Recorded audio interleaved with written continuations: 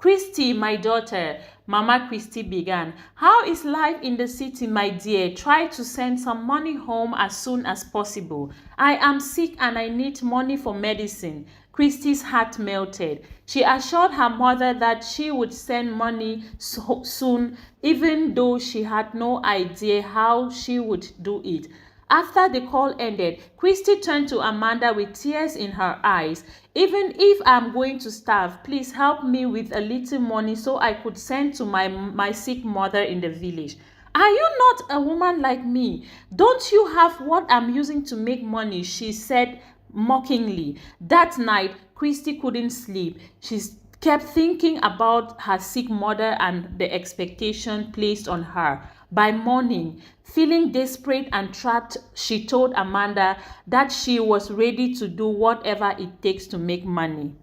Amanda smiled. Now you are talking, she said. She told Christy that there was another party that weekend and to get ready. Amanda finally gave Christy some food, preparing her for what was to come on the night of the party. Christy felt scared and conflicted. As she went to dress, she couldn't imagine what the night would bring, but she felt so she had no choice.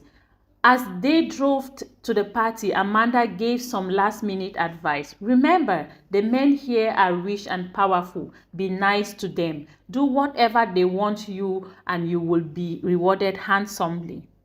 The party was at another luxurious house, even bigger than the last one. As soon as they entered, Christy saw Alhaji Adamu, the man from the previous party. He immediately spotted them and motioned for Christy to join him.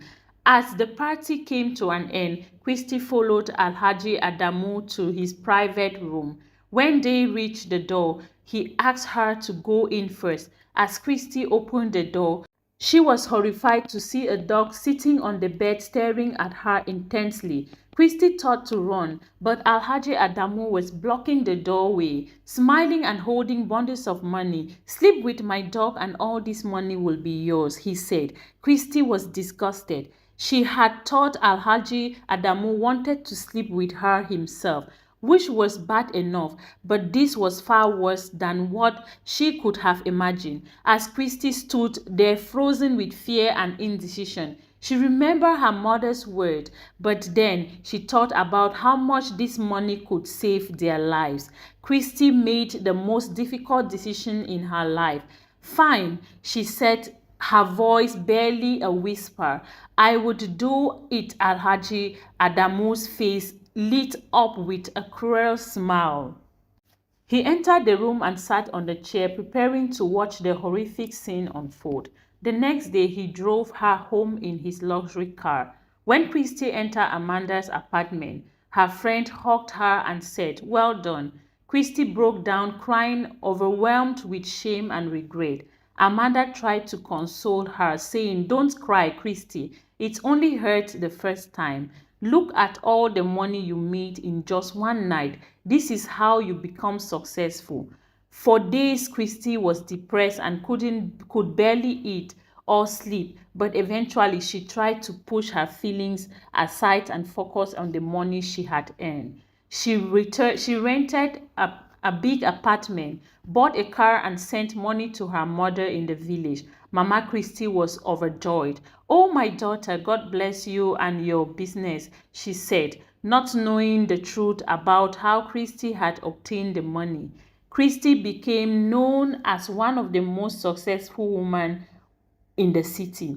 She attended parties with rich and powerful men wearing expensive clothes. From the outside, it looked like she was living a dream life, but inside she felt empty and ashamed. However, Christy's new lifestyle didn't last long. A few months later, she became very ill with a strange sickness. She went to the best hospital in the city, but none of the doctors could figure out what was wrong with her. Christy's health got worse rapidly. She grew thinner and weaker each passing day.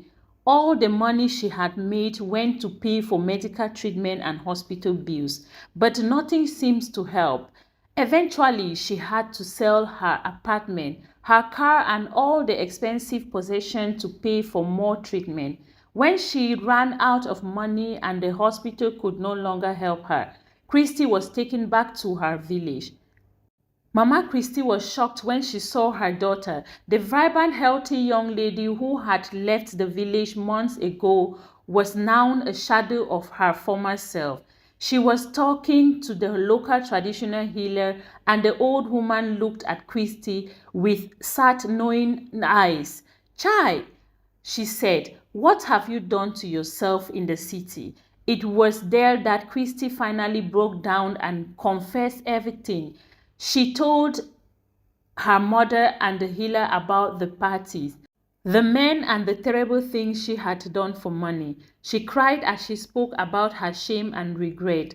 The healer tried her best, only using various herbs and traditional medicine, but nothing worked.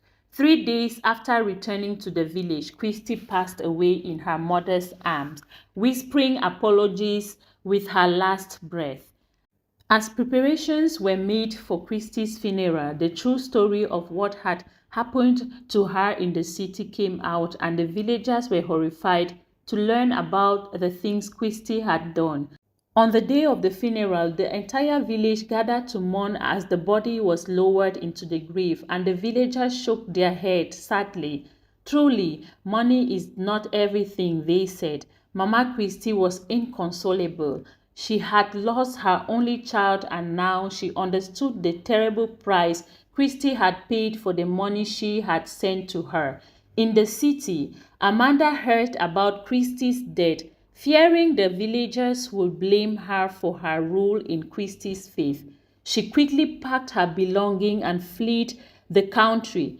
As for Alhaji Adamu and the other men who had exploited Christy and the other young ladies, they faced legal consequences and were sentenced to life imprisonment. In the years that followed, Christy's story became a legend in the village of Opar. Parents will tell their children about the hardworking girl who left the village, seeking a better life, only to be led astray by false promises and easy money. The village elders use Christy's story to teach young people about the importance of education, hard work, and staying true to one's value. They emphasize that true success comes not from wealth alone, but from living a life of integrity and helping others. The tragedy of Christy's life led to some positive changes in Opar. The elders, realizing the importance of education and opportunities, worked hard to establish better schools and vocational training programs. They also sought to create more job opportunities within the village so that young people wouldn't feel the need to leave for the city.